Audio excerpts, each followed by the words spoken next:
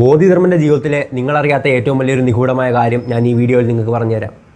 എന്തായാലും AR മുരുകദാസ് ഏഴാം അറിവ് എന്നൊരു സിനിമ എടുത്ത കാരണം ഒരുപാട് പേർക്ക് ബോധിധർമ്മൻ ആരാന്നറിയാൻ പറ്റി, നമ്മുടെ മഹത്തായ ഇന്ത്യൻ സംസ്കാരം അറിയാൻ പറ്റി, നമ്മുടെ ചരിത്രം അറിയാൻ പറ്റി. അപ്പോൾ അതിന് അദ്ദേഹത്തോട് വലിയൊരു നന്ദി തന്നെയാണ് പറയാനുള്ളത്.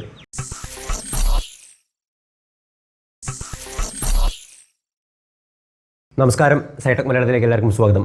ഇന്ന് നമ്മൾ സംസാരിക്കാൻ പോകുന്നത് ബോധിധർമ്മനെ പറ്റിയിട്ടാണ്, അദ്ദേഹത്തിൻ്റെ ജീവിതത്തിലുള്ള ഒരു വലിയൊരു മിസ്റ്ററിയെ പറ്റി. അപ്പോൾ ഏഴാം അറിവ് പോലുള്ള സിനിമകളിലൂടെ നിങ്ങൾക്ക് ബോധിധർമ്മനെ അറിയായിരിക്കുമല്ലോ. അതിൽ കാണിക്കുന്ന എന്തെന്ന് വെച്ചാൽ, അതിൽ നിന്ന് മനസ്സിലാകുന്ന എന്തെന്ന് വെച്ചാൽ, ഇന്ത്യയിൽ നിന്ന് ചൈനയിലേക്ക് പോയ ഒരു വലിയൊരു മാസ്റ്റർ, കുങ്ഫുവിലും ആയോധന കലയിലും അതുപോലെ ആയുർവേദത്തിലൊക്കെ വലിയൊരു അഗ്രഗണ്യനായിട്ടുള്ളൊരു മാസ്റ്റർ എന്നാണ് നമുക്ക് ആ സിനിമകളിൽ നിന്നൊക്കെ മനസ്സിലാക്കാൻ സാധിക്കുന്നത്. പക്ഷേ ഞാനിവിടെ പറയാൻ പോകുന്നത് അദ്ദേഹത്തിൻ്റെ യഥാർത്ഥ ജീവചരിത്രമാണ്. ഈ സിനിമയിൽ കാണിക്കുന്ന കാര്യമൊക്കെ ശരി തന്നെയാണ്, പക്ഷേ ബാക്കി കൂടിയുള്ള ജീവചരിത്രമാണ് ഞാൻ ഇന്നീ വീഡിയോയിൽ പറയാൻ പോകുന്നത്. അപ്പോൾ ബോധിധർമ്മൻ ആരാണെന്ന് നോക്കുവാണെങ്കിൽ 1500 വർഷങ്ങൾക്ക് മുമ്പ്, അതായത് 500 AD പല്ലവ രാജവംശത്തിലുള്ള ഒരു രാജാവിന് മൂന്നാമത്തെ പുത്രനായിട്ട് ജനിച്ച ആളാണ് ബോധിധർമ്മൻ. ജനിക്കുമ്പോൾ അദ്ദേഹത്തിൻ്റെ പേര് ബോധി എന്നായിരുന്നു. പിന്നീടാണ് ധർമ്മൻ എന്ന് കൂടി വന്ന് ബോധിധർമ്മൻ എന്നറിയപ്പെടാൻ തുടങ്ങിയത്. അദ്ദേഹത്തിൻ്റെ ബാല്യം എന്നൊക്കെ പറയുന്നത് ഒരു സാധാരണ രാജകുമാരനെ പോലെയൊക്കെ തന്നെയായിരുന്നു. അങ്ങനെ അദ്ദേഹം യൗവനമെത്തി, കല്യാണം കഴിച്ചു, കുട്ടികളും കുടുംബമൊക്കെ ആയി. ആ ഒരു ടൈം എന്ന് പറയുന്നത് ഹിന്ദുസം വളരെയേറെ സ്പ്രെഡായിക്കൊണ്ടിരുന്ന ടൈമാണ്. ഇന്ത്യയിൽ അന്ന് ഹിന്ദുസമാണ് ഫോളോ ചെയ്ത് പോന്നിരുന്നത്. ഒരു 500 AD ഒരുപാട് ശിവക്ഷേത്രങ്ങളൊക്കെ പണിത സമയമാണ് 500 AD എന്നൊക്കെ പറയുന്നത്. അങ്ങനെ ആ സമയം പ്രജപ്ത എന്നുള്ളൊരാൾ ബോധിധർമ്മനെ കാണാൻ വരുവാണ്. പ്രജപ്ത ആരാണെന്ന് നോക്കുവാണെങ്കിൽ 27ാമത്തെ ബുദ്ധനാണ്. ഇപ്പോൾ നിങ്ങൾക്കറിയാവുന്ന ബുദ്ധൻ എന്ന് പറയുന്നത് ശ്രീബുദ്ധനാണ്, ഗൗതമ ബുദ്ധൻ. പക്ഷേ ബുദ്ധൻ്റെ കാലശേഷം ഓരോരുത്തരെ ഇങ്ങനെ ബുദ്ധനായിട്ട് വാഴിച്ചുകൊണ്ടിരുന്നു. നമ്മൾ യോധ സിനിമയിലൊക്കെ കണ്ടിട്ടില്ലേ, റിംബോച്ചയായിട്ട് വാഴിക്കുന്നത്. അതുപോലെ ബുദ്ധന് ശേഷം ബുദ്ധൻ്റെ പിൻഗാമിയായിട്ട് ഓരോരോ ബുദ്ധന്മാരായിട്ട് ഇങ്ങനെ അടുത്ത ആൾക്കാരെ വാഴിച്ചുകൊണ്ടിരിക്കും. അങ്ങനെ 27ാമത്തെ ആളായിരുന്നു പ്രജപ്ത. ഇദ്ദേഹത്തിൻ്റെ ധർമ്മം എന്ന് പറയുന്നത് ലോകം മുഴുവൻ സഞ്ചരിച്ച് ബുദ്ധിസം സ്പ്രെഡ് ചെയ്യുക, അതുപോലെ തന്നെ ഇദ്ദേഹത്തിന് ശേഷമുള്ള അടുത്ത ബുദ്ധനെ കണ്ടെത്തുക എന്നുള്ളതായിരുന്നു. അങ്ങനെ ഇദ്ദേഹം നമ്മുടെ ബോധിധർമ്മനെ പറ്റി അറിഞ്ഞ് നോർത്ത് ഇന്ത്യയിൽ നിന്ന് സൗത്ത് ഇന്ത്യ, അതായത് പല്ലവ രാജവംശത്തിലേക്ക് പോന്നു. ബോധിധർമ്മൻ എന്ന് പറയുന്നത് ഒരുപാട് കഴിവുള്ള വ്യക്തിയായിരുന്നു അന്ന്. അതായത് വർമ്മങ്ങളിൽ, ഇപ്പോൾ നോക്കുവർമ്മം, അതായത് ഒരാളുടെ കണ്ണിൽ നോക്കി അയാളുടെ മനസ്സ് കൺട്രോൾ ചെയ്യുക, അതുപോലെ തന്നെ ആയുർവേദം, അതുപോലെ തന്നെ മാർഷ്യൽ ആർട്സ്, ഇതിലൊക്കെ വളരെ അഗ്രഗണ്യനായിട്ടുള്ളൊരു മനുഷ്യനായിരുന്നു ബോധിധർമ്മൻ. ഇന്നത്തെ കാലത്തുള്ള രോഗങ്ങൾക്ക് പോലും അന്ന് അദ്ദേഹം മരുന്നുകൾ കണ്ടുപിടിച്ചിട്ടുണ്ടായിരുന്നു. അതൊക്കെ ആ സിനിമയിൽ കാണിക്കുന്നത് വളരെ സത്യമായിട്ടുള്ള കാര്യമാണ്. അങ്ങനെ ഈ പ്രജപ്ത ബോധിധർമ്മനെ കണ്ട് ബോധിധർമ്മനോട് ബുദ്ധിസത്തെ പറ്റി സംസാരിച്ചു. അപ്പോൾ പ്രജപ്തയ്ക്ക് മനസ്സിലായി ബോധിധർമ്മൻ ഈ ബുദ്ധിസത്തിൽ വളരെ ഇൻട്രസ്റ്റഡ് ആയിട്ടുള്ള ആളാണ്. അപ്പോൾ പ്രജപ്ത തീരുമാനിച്ചു ഇദ്ദേഹം തന്നെ ആയിരിക്കണം അടുത്ത ബുദ്ധൻ എന്നുള്ളത്. അങ്ങനെ ബോധിധർമ്മൻ ഈ കാര്യം രാജാവായ തൻ്റെ അച്ഛനെ അറിയിച്ചു. പക്ഷേ അദ്ദേഹം ഒരിക്കലും സമ്മതിച്ചില്ല. അദ്ദേഹം മാത്രമല്ല, കുടുംബവും മകനും ഒന്നും സമ്മതിച്ചില്ല ബോധിധർമ്മനെ പുറത്തേക്ക് പോകാൻ. അപ്പോൾ ബോധിധർമ്മൻ ചോദിച്ചതെന്ന് വെച്ചാൽ, ഞാനിവിടെ നിന്നാൽ നിങ്ങളെൻ്റെ മരണത്തിൽ നിന്ന് രക്ഷിക്കാവോ എന്നാണ് ബോധിധർമ്മൻ ചോദിച്ചത്. അതുതന്നെയാണ് ബുദ്ധിസത്തിൻ്റെ ഏറ്റവും വലിയൊരു പൊരുളെന്ന് പറയുന്നത്. മരണത്തിൻ്റെ സത്യം തേടുക, ഞാൻ ആരം തേടുക. ഇപ്പോൾ നമ്മുടെ 6-ാം തമ്പുരാനിലൊക്കെ മോഹൻലാൽ പറയുന്നൊരു ഡയലോഗുണ്ട്, ശങ്കരനും ബുദ്ധനും തേടിയത് അതേ ചോദ്യമാണ്, ആരാണ് ഞാൻ. അതുതന്നെയാണ് ബുദ്ധിസത്തിൻ്റെ ഏറ്റവും വലിയൊരു പൊരുളെന്ന് പറഞ്ഞാൽ, ഒന്നുമില്ലായ്മയിൽ നിന്ന് ആനന്ദം കണ്ടെത്തുക, അറിവ് കണ്ടെത്തുക എന്നുള്ളത്. അങ്ങനെ ബോധിധർമ്മൻ തൻ്റെ കുടുംബത്തോട് യാത്ര പറഞ്ഞ് ഇറങ്ങുവാണ്. അദ്ദേഹം അതിനുശേഷം ഒരുപാട് രാജ്യങ്ങൾ സഞ്ചരിച്ചു, മലേഷ്യ, ഇന്തോനേഷ്യ, ചൈന. അപ്പോൾ ആദ്യം അദ്ദേഹം പോയത് ഇന്തോനേഷ്യയിലേക്കാണ്, കപ്പൽ മാർഗമാണ് സഞ്ചരിച്ചത്. അതിനുശേഷമാണ് ചൈനയിലേക്ക് വന്നത്.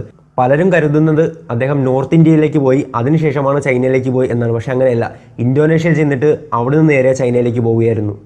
ഇദ്ദേഹം ചൈനയിലേക്ക് പോകാൻ കാരണം എന്തെന്ന് വെച്ചാൽ, ചൈനയിൽ 500 വർഷങ്ങൾക്ക് മുമ്പ് തന്നെ, അതായത് AD 1 മുതൽ തന്നെ ബുദ്ധിസം തുടർന്നു പോന്നിരുന്ന സ്ഥലമാണ് ചൈന എന്നുള്ളത്. പക്ഷേ 500 AD ആയപ്പോഴേക്കും അതിൻ്റെ ഒരു തോത് നശിച്ചു. വളരെ കുറച്ച് പേര് മാത്രമായി ബുദ്ധിസം ഫോളോ ചെയ്ത് പോന്നിരുന്നത്. ബോധിധർമ്മൻ എന്ത് വിചാരിച്ചെന്ന് പറഞ്ഞാൽ, അവിടെ പോയി ബാക്കിയുള്ളവർക്ക് അറിവ് പകർന്നു കൊടുക്കുക, ബുദ്ധിസത്തിലേക്ക് കൂടുതൽ ആളെ കൊണ്ടുവരിക എന്ന ലക്ഷ്യത്തോടെയാണ് അങ്ങോട്ട് പോയത്. അപ്പോൾ അവിടെയുള്ള ആൾക്കാരെല്ലാം ഇദ്ദേഹത്തെ വലിയൊരു ബുദ്ധനായിട്ട് കണ്ടു. ഒരുപാട് ബഹുമാനമാണ് ഇദ്ദേഹത്തിന് അവിടെ ലഭിച്ചത്. ഇദ്ദേഹം വരുമെന്ന് ഒരു രാജാവിന്, അവിടുത്തെ രാജാവിന് നേരത്തെ തന്നെ അറിയിപ്പ് ലഭിച്ചിരുന്നു. അത് കാരണം അദ്ദേഹം വലിയ സ്വീകരണം വരെ ബോധിധർമ്മന് വേണ്ടി ഒരുക്കി.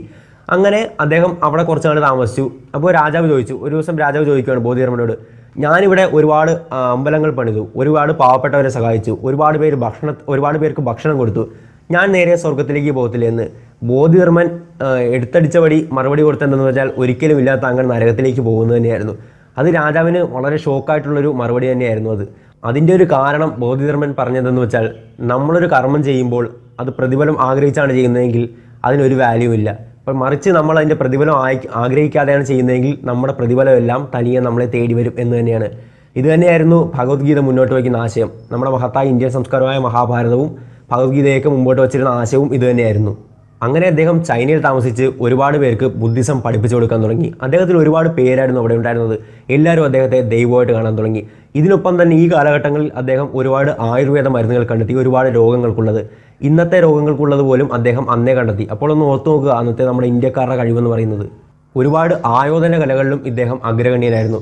ഈ ചൈനക്കാർ തന്നെ പറയുന്നൊരു കാര്യമുണ്ട്, ഇപ്പോഴവിടെ നിലനിൽക്കുന്ന ഷാവലിൻ കുങ്ഫു ബാക്കിയുള്ള മാർഷ്യൽ ആർട്സ് എല്ലാം ഇന്ത്യയിൽ നിന്നും ഉത്ഭവിച്ചു പോകുന്നതാണെന്ന്.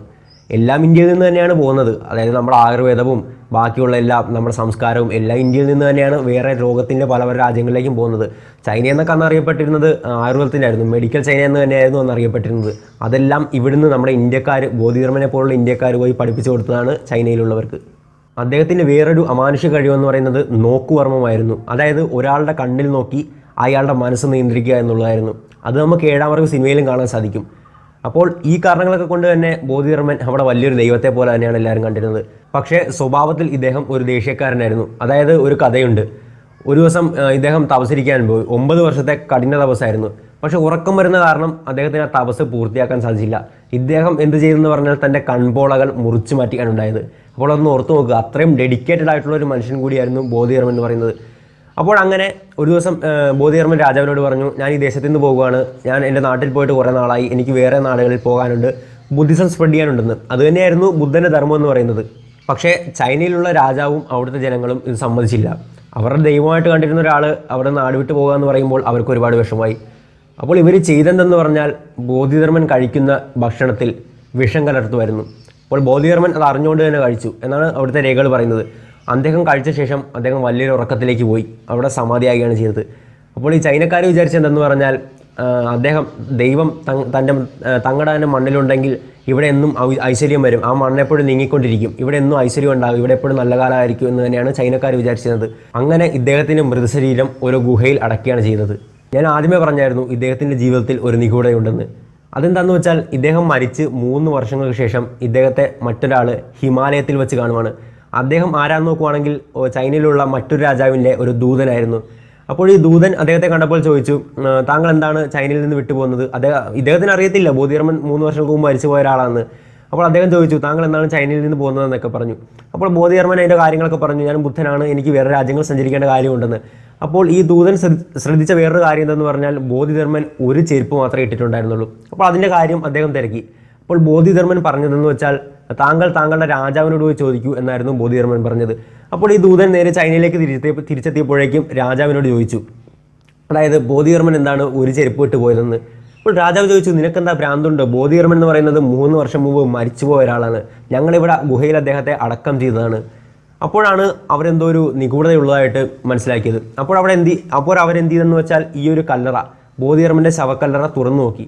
വളരെ അത്ഭുതകരമായ ഒരു ഞെട്ടിക്കുന്ന കാര്യം എന്തെന്ന് പറഞ്ഞാൽ ബോധിധർമ്മൻ്റെ ശരീരം ഉണ്ടായിരുന്നില്ല, ഒരു ചെരുപ്പ് അവിടെ ഉണ്ടായിരുന്നില്ല, ഒരു ചെരുപ്പ് മാത്രമായിരുന്നു അവിടെ അവശേഷിച്ചിരുന്നത്. ഈ ഒരു കാര്യം നമുക്ക് ഒരു ഇന്ത്യൻ ലിഖിതങ്ങളിലും കാണാൻ സാധിക്കത്തില്ല. കാരണം ഓരോ രാജവംശം വരുമ്പോഴേക്കും തൊട്ടു മുമ്പുള്ളായിരുന്ന രാജവംശത്തിലെ എല്ലാ രേഖകളും നശിപ്പിച്ച് പോന്നിരുന്നൊരു സിസ്റ്റമായിരുന്നു നമ്മുടെ ഇന്ത്യയിലുണ്ടായിരുന്നത്. ഇപ്പോൾ പല്ലവ രാജവംശം, ചോള രാജവംശം, അങ്ങനെ ഒരുപാട് രാജവംശം ഉണ്ടായിരുന്നു തമിഴ്നാടുകളിൽ. അപ്പോൾ ഈ കാര്യങ്ങളൊക്കെ നമുക്ക് മനസ്സിലാക്കാൻ സാധിക്കുന്നത് ചൈനക്കാർ എഴുതിയിട്ടുള്ള പുരാണങ്ങളിൽ നിന്നാണ്.